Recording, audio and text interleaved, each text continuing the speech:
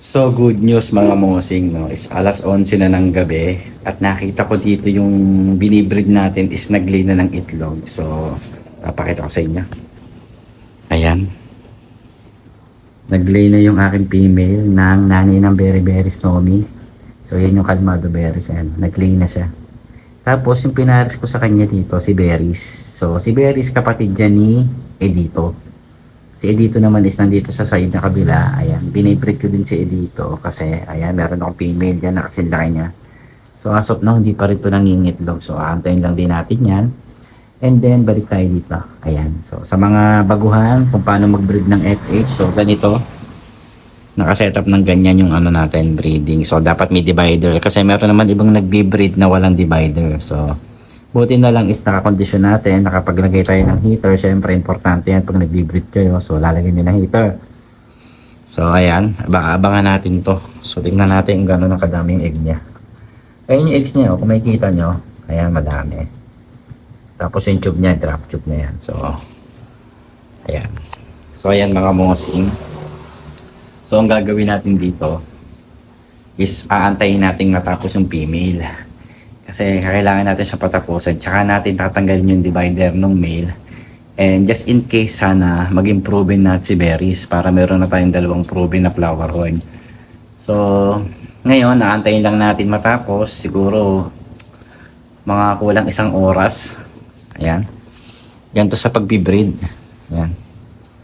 So, ayan mga mosing. Antay-antay lang natin yan. So, mamaya papakita ko sa inyo. Pagkatapos niya mag-breed, is tatanggalin natin yung divider. So, ayan. Maya mga mosing, update ko kayo. So, see you later. So, yun na nga mga mosing, no. So, napansin ko dito, may 30 minutes na.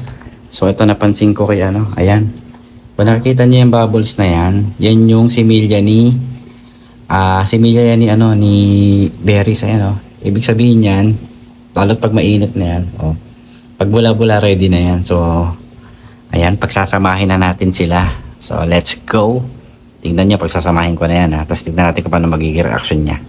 So, let's go. Tatanggalin na natin yung divider.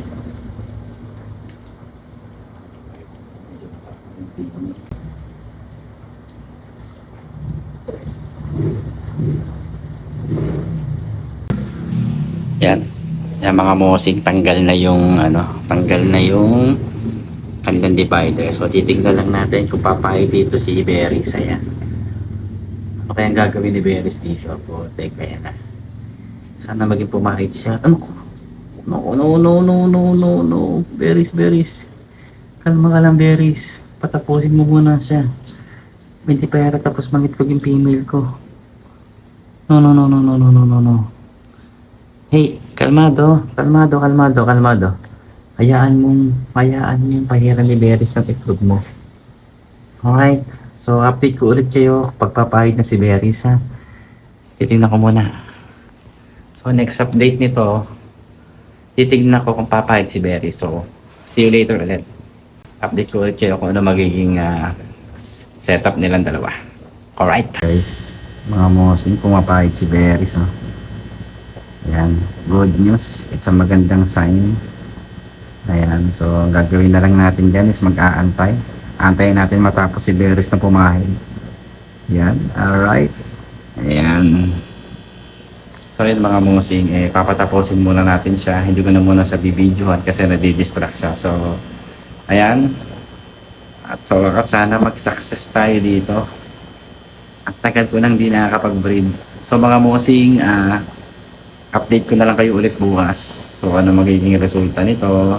Sana maging successful talaga tayo. And hindi ko na muna siya bibidyohan kasi nadidistract siya sa ilaw. So hanggang dito na lang mga mosing. Happy fish keeping sa lahat and peace out!